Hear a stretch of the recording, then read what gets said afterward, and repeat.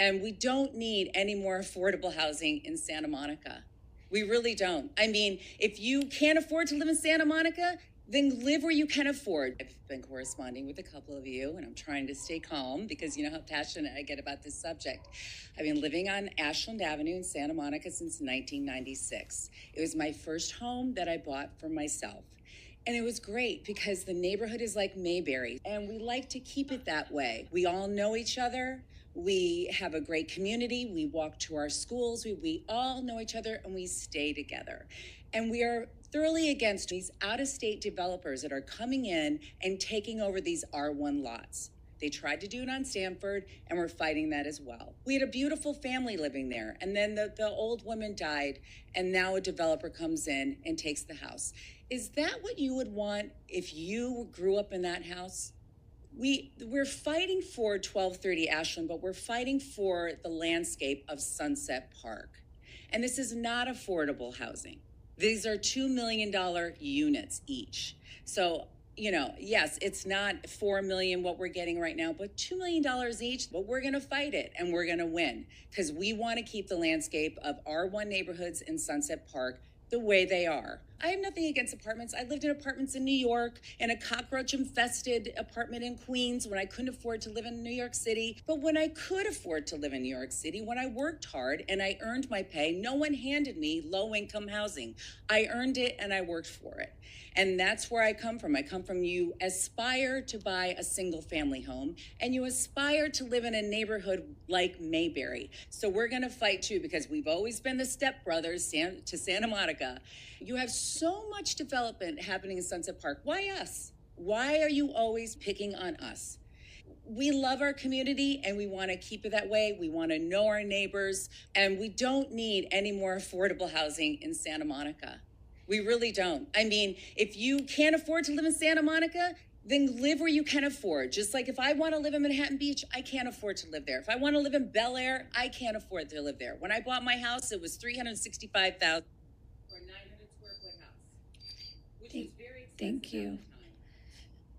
I think I was struck by the comment about a house on Ashland. I guess that was vacated by the death of an elderly woman, and it made me get back to the heart of why I think a bill like this is so important, because I think increasingly in our communities, we do see older homes that are being vacated, often through an elderly resident who's dying in the community, and that home is typically put up for sale. Most of the time today, that home is scraped, and in place of a modest 1,200 or 1,300 square foot home, the new owner builds a 4,000 to 5,000 square foot mansion.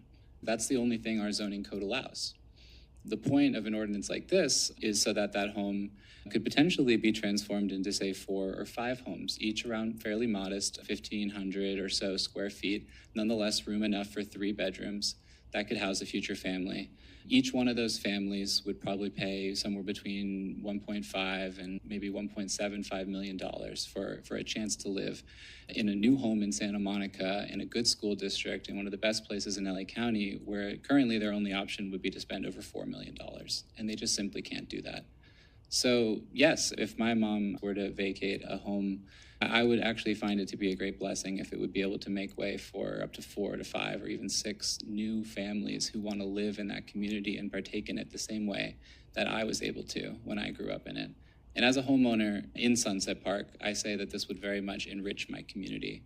Before we had single-family zoning in America, we had something called racial zoning. The cities determined what parts of the city one could live in based on their race, and we zoned for race. That was until the Supreme Court case of Buchanan versus Worley, which outlawed the practice of racial zoning in the early 20th century.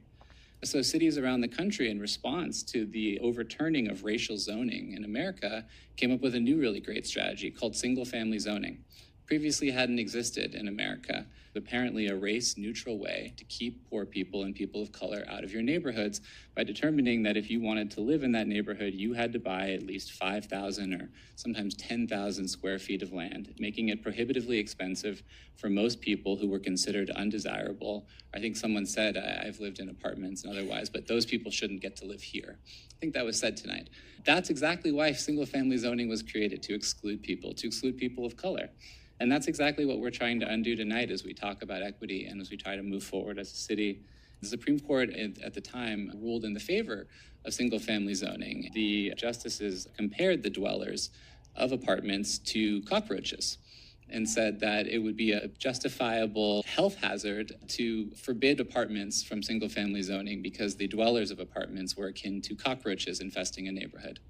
I don't believe the dwellers of condos and townhomes are cockroaches. I believe that we should be undoing the racist legacy that we all are attempting to do. And I believe that we should be making room for more families in our lovely city. What Councilman Swick said this evening clearly, and I guess I'm one of the older council members on this, was exactly what Mayberry was all about. And I hope that this city understands that we are looking ways to find more affordability, more diversity.